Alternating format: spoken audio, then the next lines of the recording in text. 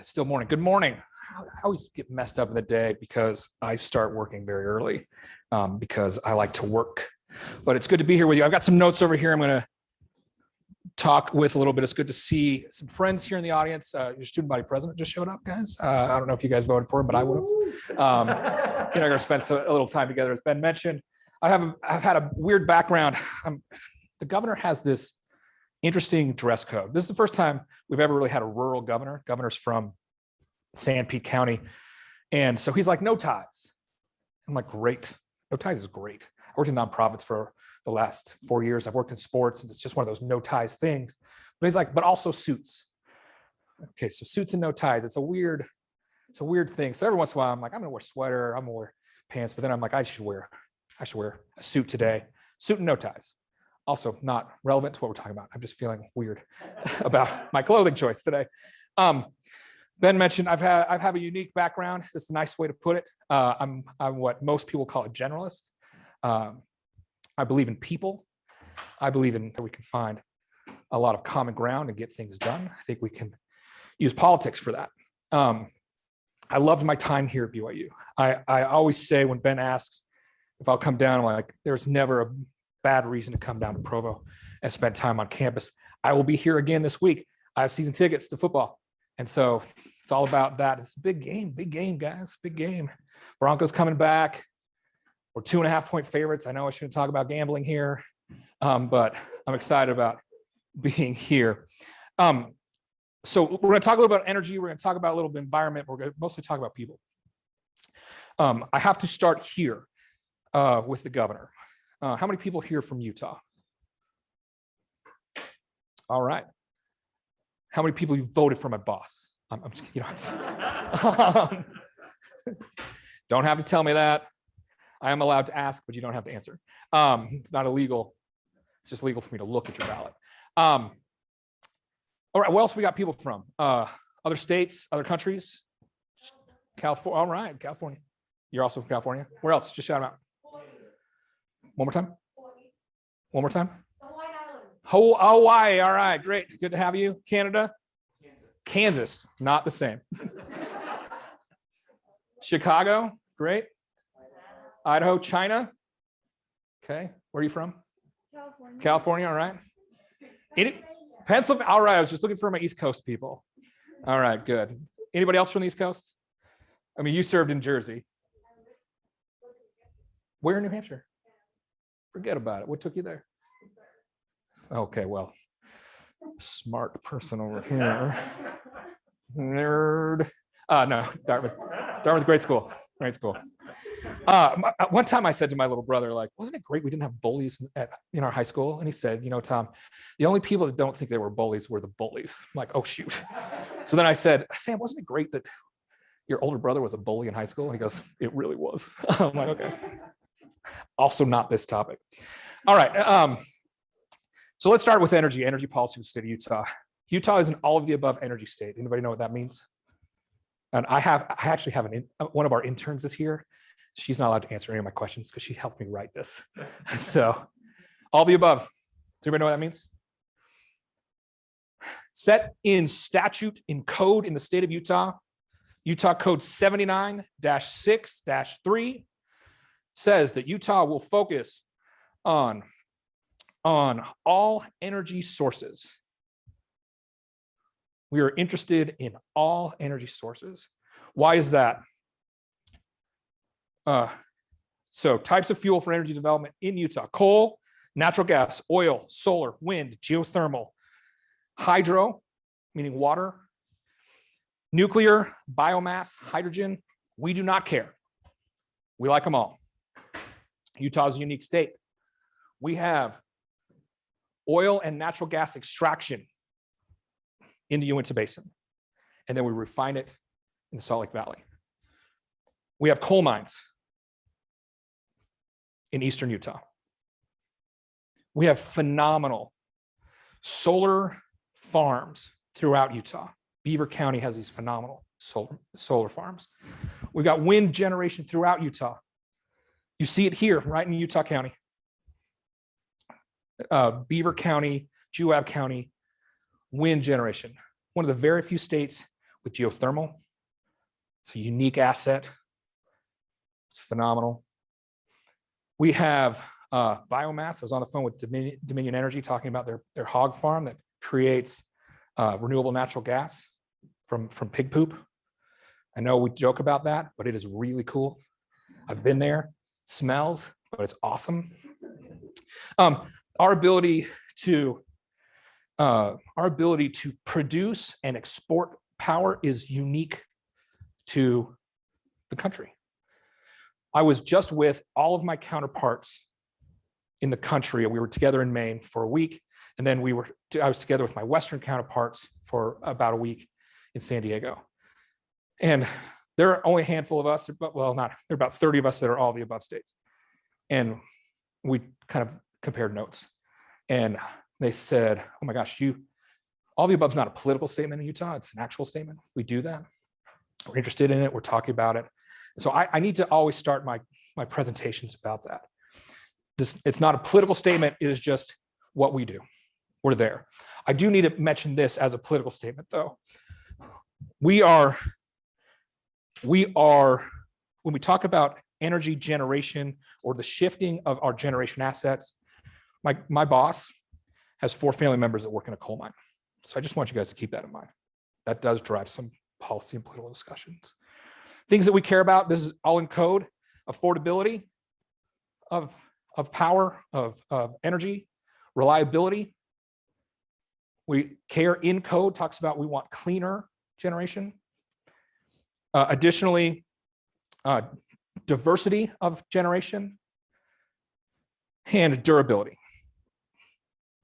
We want to be able to count on our power and our energy at all times.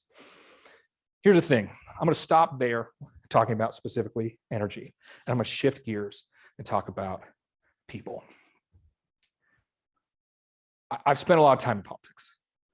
I've spent a lot of time in polling. I've spent a lot of time in fundraising. I worked my first political campaign in 1988.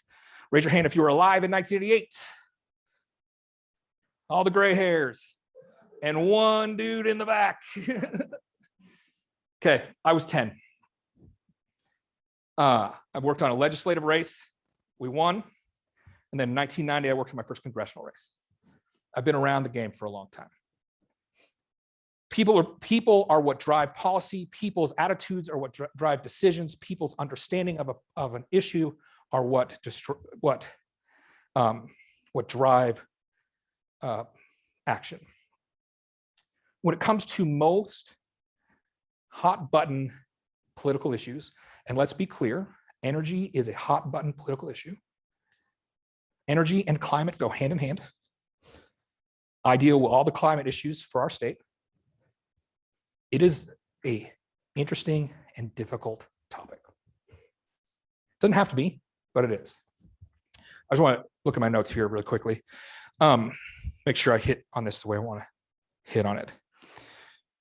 When the governor asked me to do this job, I was running, as Ben mentioned, I was running the state's premier air quality nonprofit. We had worked hard to take politics out of air quality.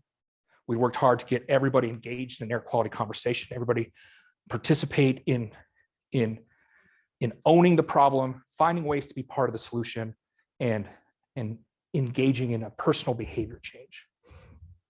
So when he called a week before Christmas and said, Tom, I appreciate the work you've done on the campaign. I appreciate the friendship we have. I appreciate all the stuff we've done together. Will you be my senior advisor for energy and run our energy office? I said, not for nothing, Governor-elect. I don't know anything about energy. He goes, I know. I'm like, okay, as long as you know. He goes, but this is a political issue. And we need pragmatists to work on this. We need people that can bring people together and talk about issues. So will you do it? And I said, yes. And he said, but we won't announce this for 3 days. So you can change your mind. I did not sleep for those 3 days because I liked what I was doing at UCare. I didn't know. I knew somewhat of the political landscape. I knew stepping in, going from air quality to climate, understanding the extraction industry we had in the state of Utah was going to be difficult. I woke up on that Monday morning as they prepared the press release to announce there were 25 of us joining the cabinet the staff, got a text from the governor. He said, I think we can do this. I think it's going to be great. Governor-elect at the time. I'm like, okay, let's do it. And then at 10 o'clock, they announced me. And of the 25 people that the press wrote about, they wrote about me. And again, I'm a narcissist, so I feel good about it. But it did put a lot of pressure on me, right? Put pressure on the office. Coming from an environmental job to run the energy office, we have a perception problem from the right, an expectation problem from the left. We have to work on this. So I want to lay that groundwork, and I've already now laid groundwork for 15 minutes, and that's a huge waste of my time. But people put energy into two categories. Those who are interested in green energy and those who are interested in traditional or fossil energy. We live in a very polarized political world, not just in energy, in everything. Think about every political topic right now. It's polarized. We live in an us versus them world. We live in a society where it's all about I, me, and my issues and me versus you and your issues and you. That's the world we live in. So it makes it hard for us to get anything done. So I want to ask a question here. It's kind of a silly question, but it's not necessarily a question that isn't apropos of the conversation. How many people here serve in missions? Great. How many of your mission presidents encouraged the teachings encouraged you as when you taught to Bible bash? Was Bible bashing part of your conversion process? None? What? How many people did Bible bash? It's okay. I am not your bishop. You were involved. We were involved. We all got involved, right? You get dragged into a conversation. They throw something at you. You fight back, fight back, fight back. Who wins when you Bible bash? Nobody wins. Nobody wins. Is that an effective strategy to get people to join the church? No. Is that the strategy that is currently being used in politics today? Does anybody ever change their mind in politics today? The strategy from both the left and the right on my issue is Bible bash, with the hope that as I scream my scriptures at you, you will change your mind and come to my side. So I want to talk today about how you can change people's mind and how you can bring them to your side.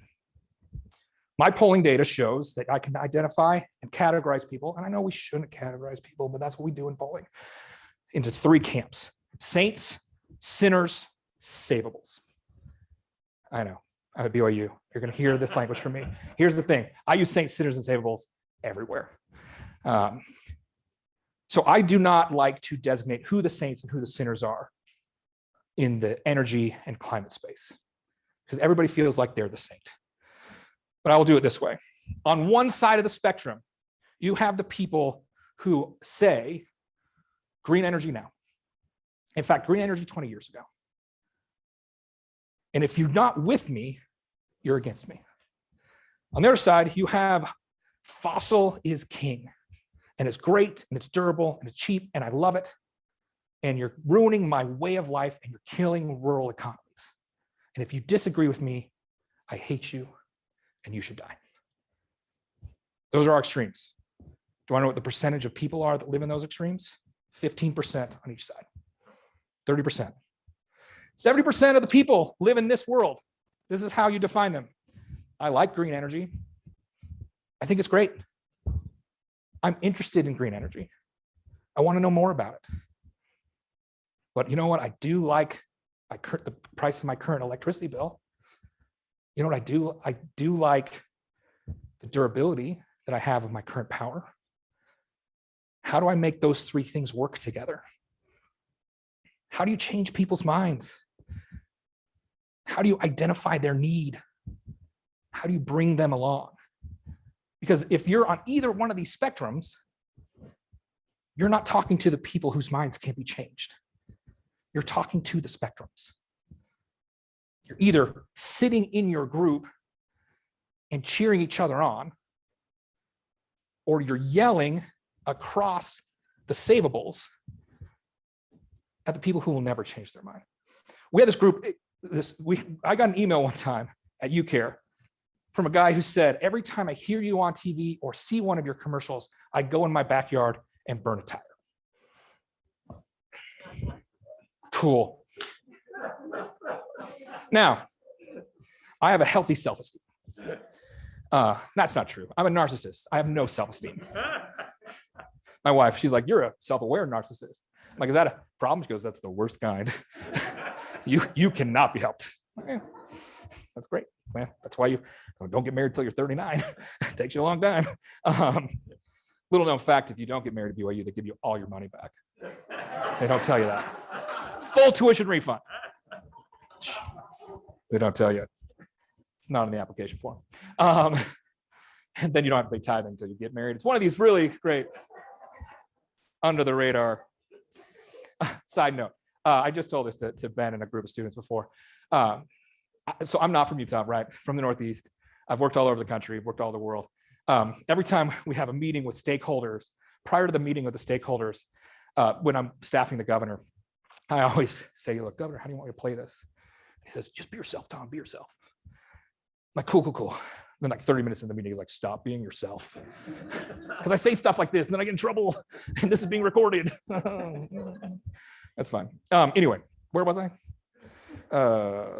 Don't get married, get your money back, no tithing, get released from my calling from this one. Narcissist, self-esteem. Oh, burning tires. Okay.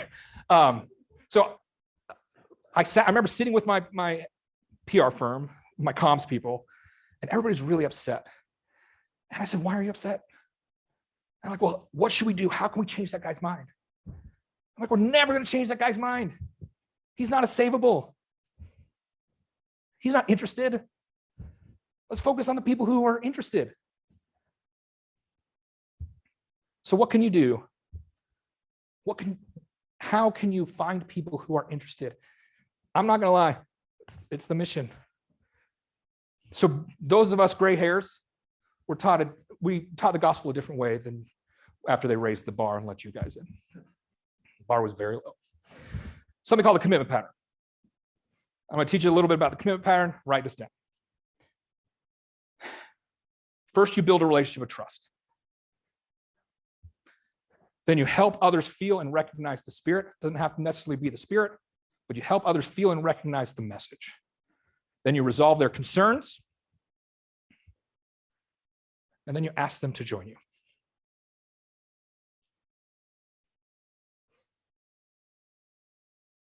Changing people's behavior is less about what you say and more about how you listen. Changing people's behavior is more about helping them feel like they belong and less about what you say. If you want people to come onto your side, whether you are a saint or a sinner, find a way to get them to belong. Meet them where they are. If they say to you the most important thing to them is cost, talk to them about cost. I grew up in a small town in New Hampshire, and I recognize that every town in New Hampshire is small, and think about where they were 40 years ago. You know. I slept with a flashlight next to my bed every single night. Every single night. Because at least once a week our power went out. Who experienced that? Where are you from? South Africa. Yes. There is an issue with durability of power in South Africa. Majority of the people think power comes out of the wall. We've done a phenomenal job of hardening our lines, of making electricity and power and energy a convenience. And so I can change someone's mind by saying, if I'm a sinner, if you switch to a different generation mix, you're going to lose all your durability. Because people care about time and money. That's it. That's all they care about. And then all of a sudden, boom, they're with me. So find out what people care about. Also keep in mind, we got a lot of environmental people who care about the environment in this room, right? We're here in the School of Life Sciences. This is what you care about. It's what you think about. It's where your mind is. It's not what people think about. It's not what they care about. It's not where they are. A lot of people are thinking about where their next paycheck is going to come from. They're thinking about their kids. I got a sister, lives in Dallas. They are financially healthy, we'll say. She got 3 kids. All of them are in high school. You know what my sister thinks about? How to get her kids places. Top priority. That's it. So I sit down with her and talk about generation mix. She's like, I don't have time for that. If you want to change someone's mind and bring them over to your side, find out what they care about. Talk to them about it that way. Does this make sense? Build a relationship of trust. You guys trust me because I have a cool title, I assume. Right? You shouldn't. I'm very not trustworthy. But you build coalitions, work together, make sure you are trustworthy, and then you help people identify what works for them, resolve their concerns, ask them to join you. It's quite simple. It's beautiful. It works. I've raised a lot of money using that pattern. A fun story. I was in Montana, not related at all. I was living in Montana, got hired by the Arizona Diamondbacks to go build a ballpark for them in Missoula. They didn't want to raise taxes. So I got hired. At the time, I was a Hill staffer in DC. And it's a long, long story how this all happens. Pack up my car, moved to Montana. You got 7 months, got to raise $1 million. Cool. I don't know anybody there. But I did. Went out, built relationships, talking to people, all that stuff. The next phase in fundraising is asking people to ask their friends for money. And I brought in this group of very wealthy ranchers. And remember, I'm from New Hampshire, but I did high school in New Jersey, and I've worked in New Jersey as well. And I've got if necessary, I can have a New Jersey accent. With the forget about it and how you doing. So I taught them all this and how to raise money and how to ask people for money and how to just be direct and ask them for money. I said, any questions? And a rancher from the back of the room raised his hand and said, sure, Tom, I got a question. How does a kid like you end up in Montana raising money in a situation like this? I looked dead in his face and I said, Witness Protection Program.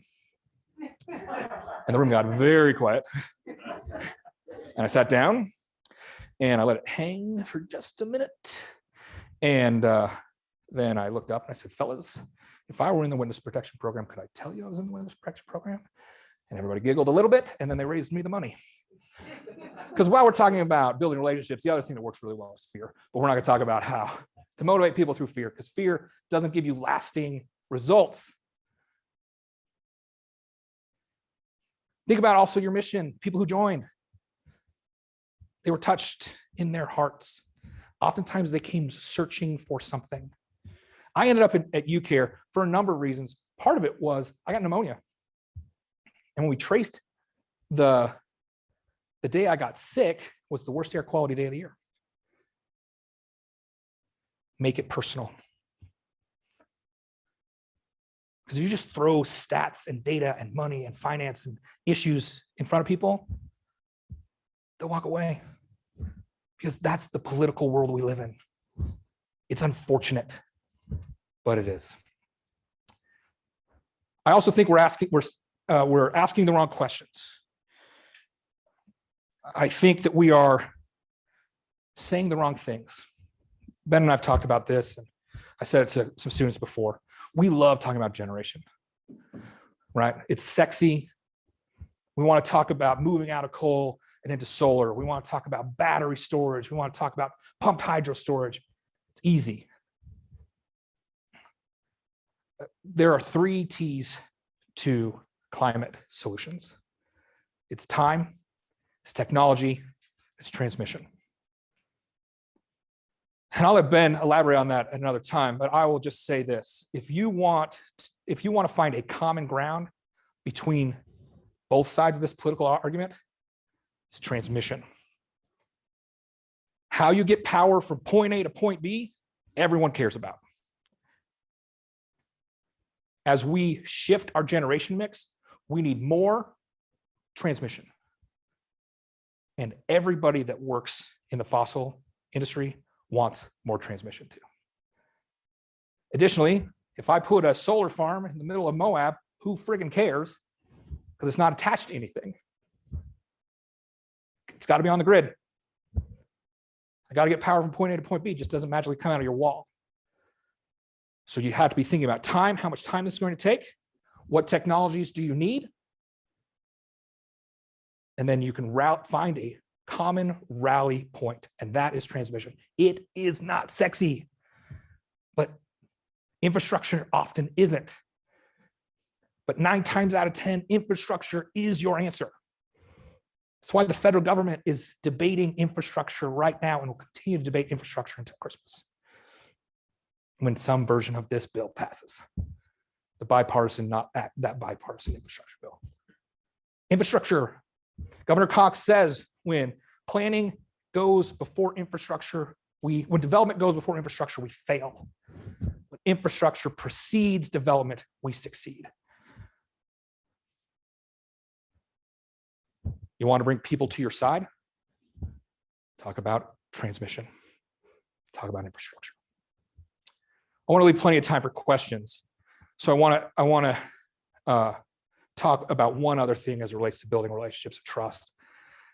Who's got the scriptures? I know you all do. And I've already forgotten your name. Matt, Pete, Nathan. Nathan's already heard this from me. Ben's already heard it from me. Open up your scriptures to Matthew chapter 20.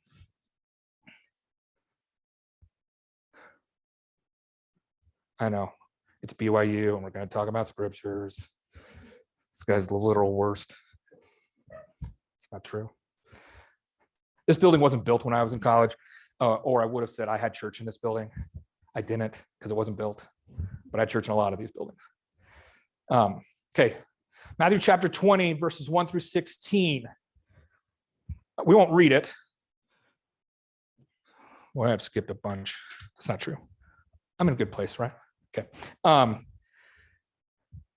Who has it? Raise your hand. Everybody's like, yeah, we got our scriptures, Tom. Jerk. What is this parable of? What's the parable? We don't need to read it. We can summarize it. Louder. The laborers. Anybody want to summarize this parable for me?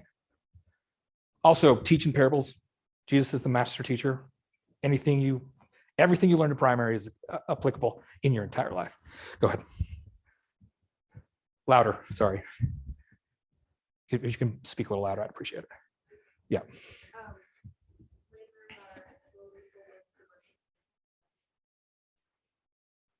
That's right.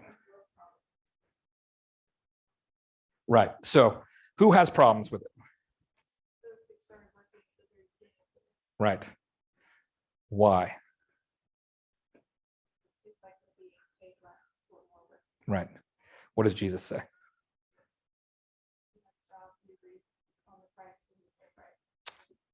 Don't be mad.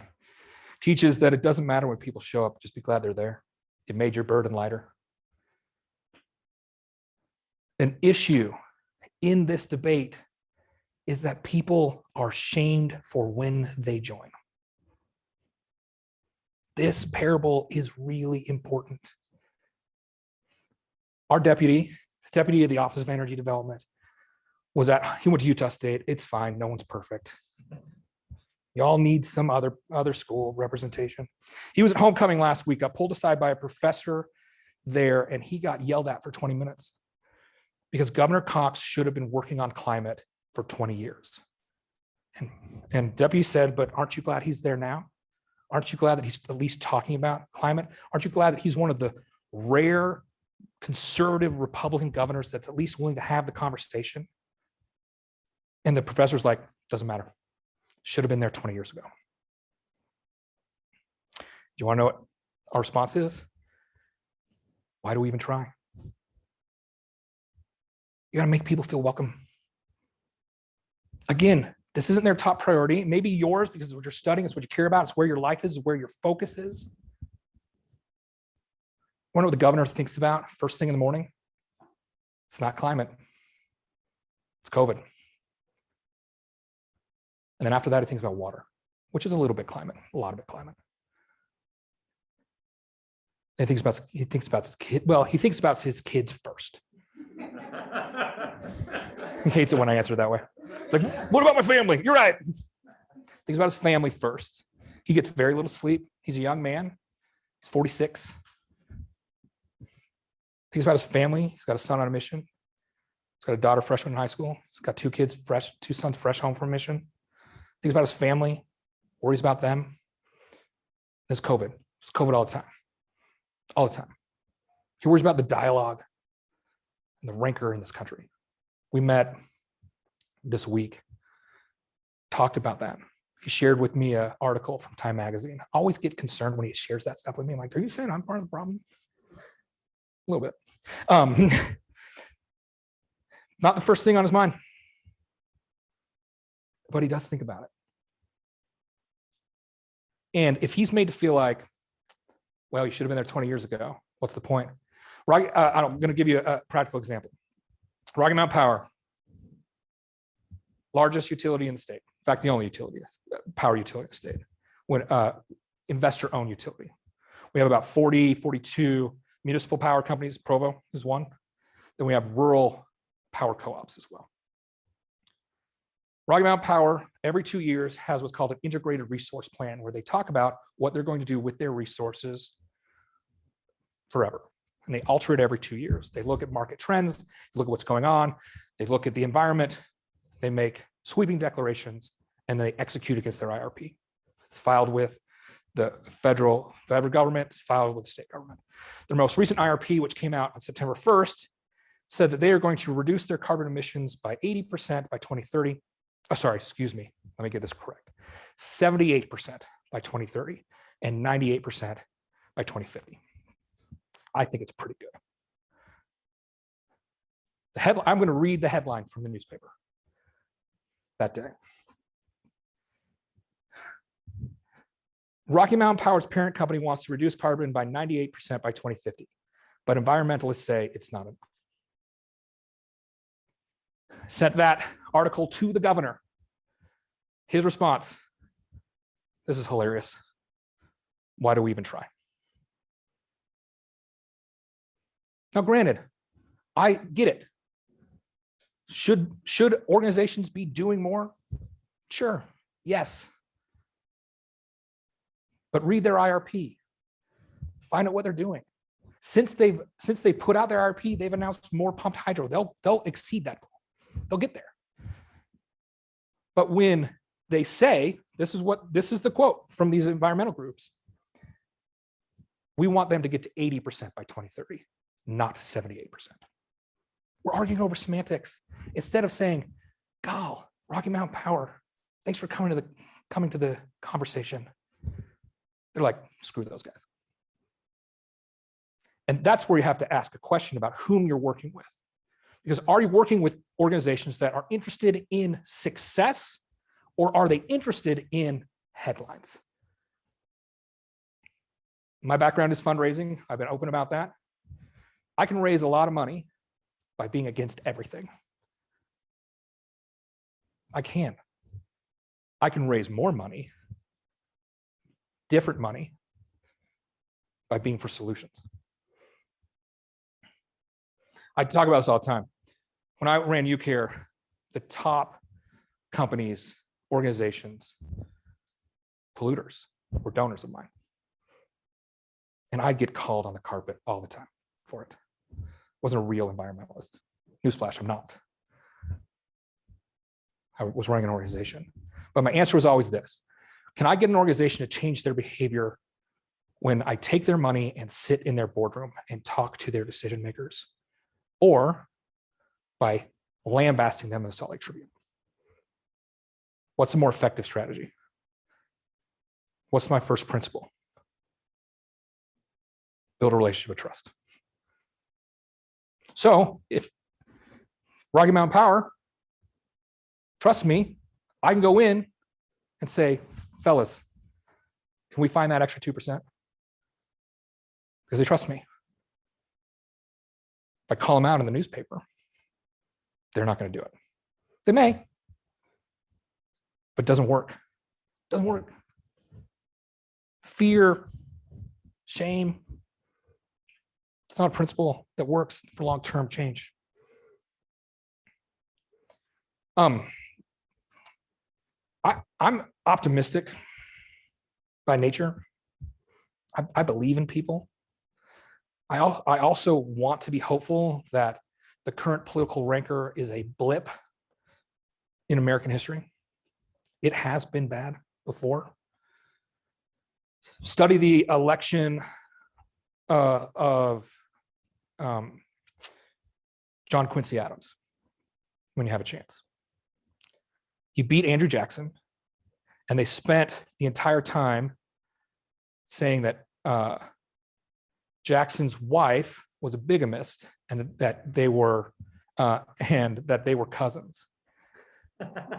That was the dialogue throughout that entire race. To the point, this is less funny, that she died 2 months after the race, and Jackson blamed Quincy Adams and vowed vengeance and beat him in the next election. It's been bad. It's a different kind of bad because we're all digging into our silos, our confirmation biases. We're living in our confirmation biases. But I believe in people. I believe in building relationships. I wouldn't be standing here with you today if I didn't believe in building relationships. I got this job through a relationship. I have a relationship with Ben. If I didn't trust Ben, I wouldn't come down here and talk to you. So what can we do? What's next? What do you want to do? How can you answer to learn and go forth to serve? What will you do with your education? I believe in the all-of-the-above approach. I believe that as we transition through generation mixes, we have to be mindful of what that means. Because we're going to. Rocky Mountain Power isn't transitioning their generation mix out of the goodness of their hearts. Anybody know who owns Rocky Mountain Power? Let me do some math for you. Rocky Mountain Power, Pacific Core. Who owns Pacific Core? Berkshire Hathaway. Who owns Berkshire Hathaway? Warren Buffett. Anybody heard of Warren Buffett? I think Warren Buffett makes decisions based on goodness. No, the market. Freaking A, man. Sorry. There it is. There's the one. The market is moving this way. Warren Buffett says we're moving. We're moving. He bets big and he wins. He came in and bought See's Candy, for goodness sake. He's all in. Right? This is the direction the market is moving. We believe in markets over mandates. We believe you can't tax your way into a solution. We're watching the market. We're going to empower the market. We're going to move with the market. So what we're going to do. So what happens when the market shifts? What does that mean for our rural communities? What does that mean for our coal miners? Because I've been in coal mine. And those coal miners, they love their jobs. It's personal to them. It's absolutely personal to them. One week, about a month ago, I spent Tuesday in a coal mine. The next week, I was meeting with business leaders who in Salt Lake City who said to me, coal miners hate to coal mine coal. I said, fascinating. You ever been in a coal mine? No. I was in a coal mine yesterday. 40 miners that worked that coal mine. Every one of them came to me and said, Tom, save my job. Are we just going to have a lost generation of rural workers? We can't. We got to help them transition. These are big questions. We need big brains. What are you going to do? We got to solve these problems. It can't just be about we got to switch generation and we got to do it 20 years ago. This is what people care about. Build your relationships. Listen to them. Find out what matters to them. And then talk to them about what they care about. Bring them to your side. That's success. Success in anything. That's how I got my wife to marry me, to be honest. She's way too attractive for me. She was also a little bit older and wanted a kid. Let's be honest about that one too. That was a means to an end. No, that's not true. Do not manipulate someone into marriage. That is the worst idea. Whole other lecture for another time. It's not the manipulation pattern. It's the commitment pattern. Anyway, we only dated for 19 days. We were old. It was time. Off topic. We're bumping up against time. This is all I have. I am very grateful for the opportunity to spend some time with you today, and I'll be around for a little bit to answer any questions. But we do have time for questions. I will take questions from online, from the crowd. I will talk about energy from your questions as well. Thank you so much.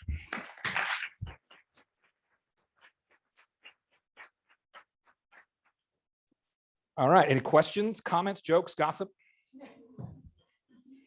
Yeah. Say your name, where you're from. I'm Anna, just from Orem.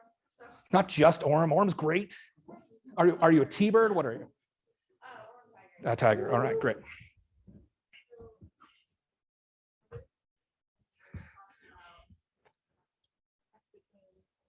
Lambasting someone on the sticker or like being in the conversation with them and asking for us. I have a question: is there a place for some grassroots movements? How do normal people make their without becoming the media outrage? That's a great question. I don't have a great answer for that, but as a narcissist and filled with hubris, I will talk until I feel like I got to an answer. Now you've heard that joke twice. So there is. And the question, though, is whom do you want to associate yourself with? So I would say do your research on the grassroots groups. There are a lot of really great ones. Just look at them. The benefit is that it's all available now, right? When I was coming up, you never knew whom you were associating with. I'm not going to, because it's being recorded, I'm not going to name names. I don't want anybody to think the governor's office is endorsing anybody or unendorsing another. I would say there are good groups that are effective, that are interested in listening and interested in engaging. Do your research. Because grassroots is important. Grassroots does work. Grassroots does change minds. But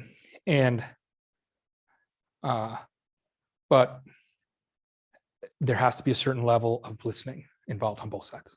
And you have to have leaders who are interested in listening as well. And I will tell you this, the governor is. He's unique. I've worked for a lot of people. I've been around. I've been elected myself. And so I can tell you, when you win an election, it's hard to not think that you are really important, even if you're a city councilman in a city of 30,000 people.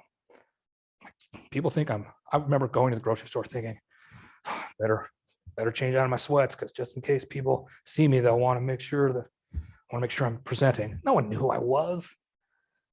Would you start believing your own press? I've never met a more grounded and thoughtful individual in my 30 plus years of politics, Spencer Cox. He's interested in listening. And we need more people like that. And politics does not attract people like that anymore. So run for office. Please. So in terms of, you listed the kind of state objectives for abilities, versatility, durability. The one that seemed noticeably absent, is sustainability, right? And so can you just speak to that in terms of? Sure.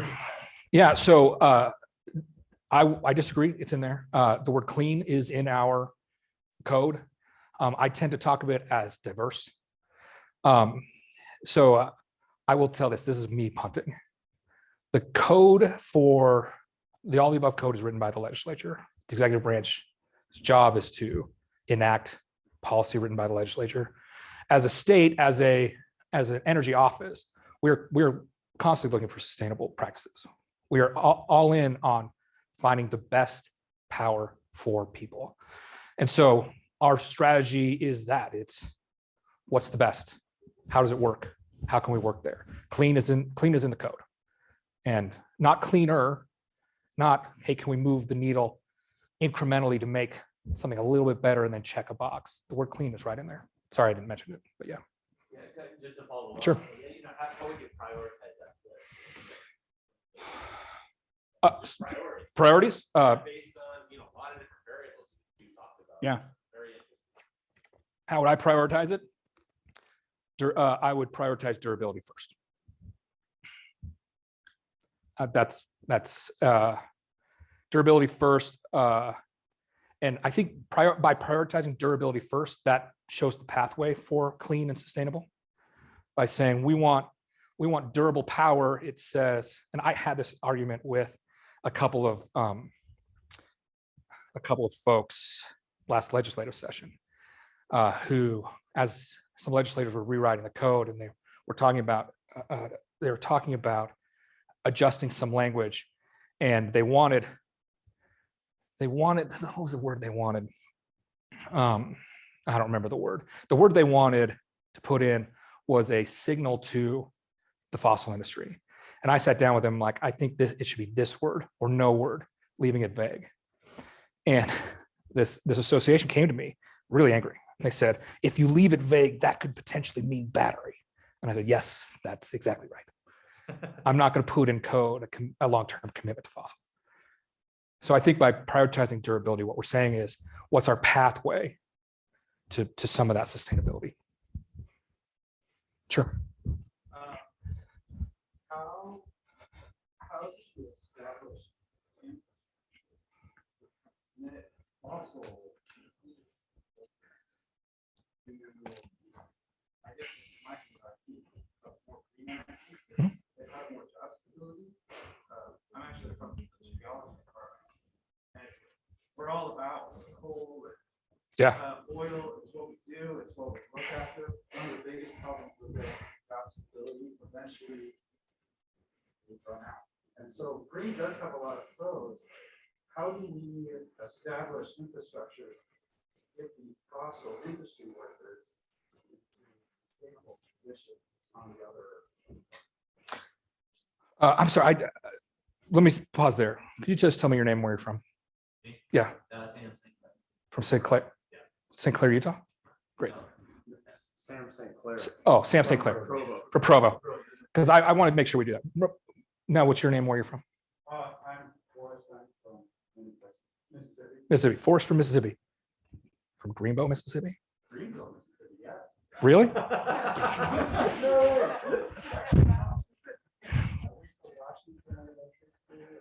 Well, but Forrest Gump is from Greenbow, Mississippi. That's why I asked. Okay. Because I love pop culture and that's politics. So your question is a really good question. If I had an answer to that question, I would not be in this job. I'd be in charge of the world, right? How do we help move fossil jobs into green jobs? That's $1 trillion question. I will tell you this, one of it, I always pivot.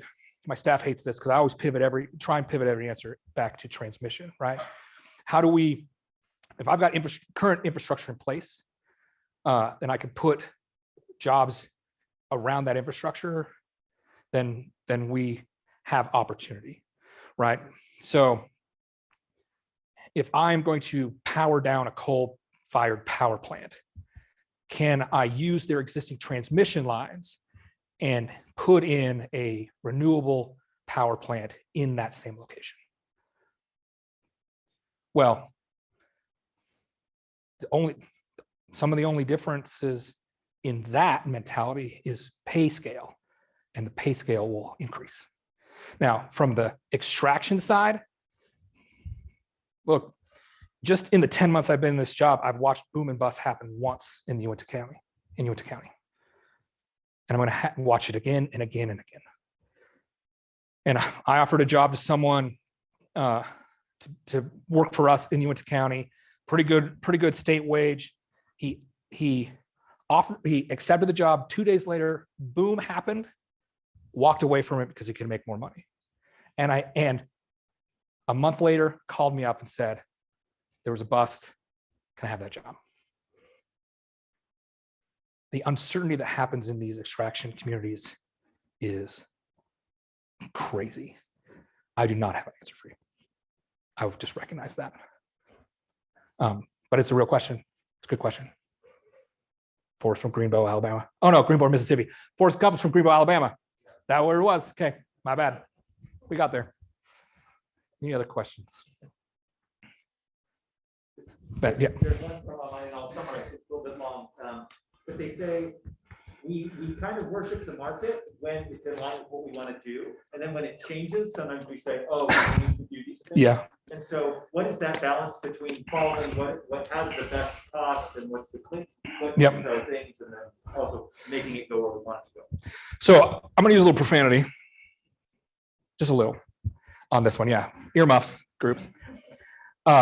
In a committee, in an interim committee hearing with the Public Utilities, Energy and Technology Committee this year, so it was either May or June, we had this very same issue where a Republican legislator from Utah County, when this came up, said, markets be damned, I don't care.